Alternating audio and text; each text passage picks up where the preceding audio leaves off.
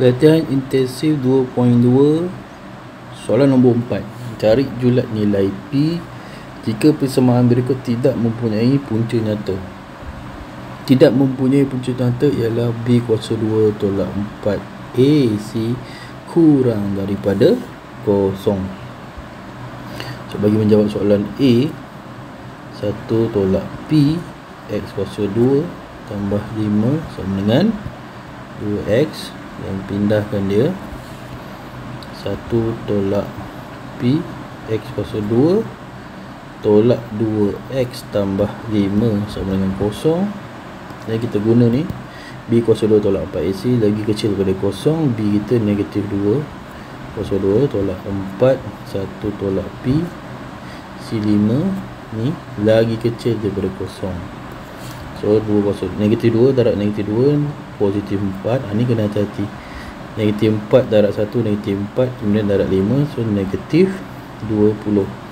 Jadi kita buat lagi negatif 4 darab P, negatif 4 darab P positif 4P darab 5 positif 20P. Okay, then ni lagi kecil daripada 0. Alright, 4 tolak 20 negatif 16 campur 20P kurang ber 0, pindahkan 16 sebelah jadi 20P lagi kecil daripada 16, and P lagi kecil 16 bahagi 20. Ni boleh kecil dalam sifik 4 lah. 4 ni 5, so akan dapat jawapan dia P lagi kecil daripada 4/5. Okay, kemudian untuk B pula, untuk jawab soalan B, B adalah 4PX kuasa 2 tambah 4P tambah 1X tambah P tolak 1 sama dengan 0. So ni dah memang cantik. A kita tak tahu, B dah tahu, C dah tahu. So 4P tambah 1 kuasa 2 tolak 4, A kita 4P, C kita P tolak 1 lagi kecil daripada 0.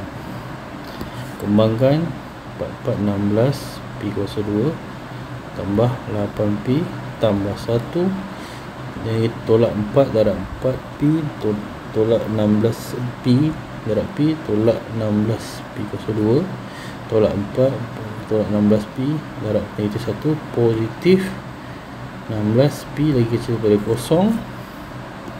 So 16 dengan 16 boleh habis, 8P tambah 16P, so jadi 24P tambah 1 lagi kecil daripada 0 dan tambah 1.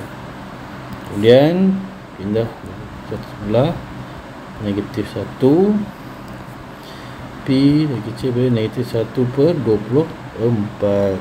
Itulah kita punya final answer.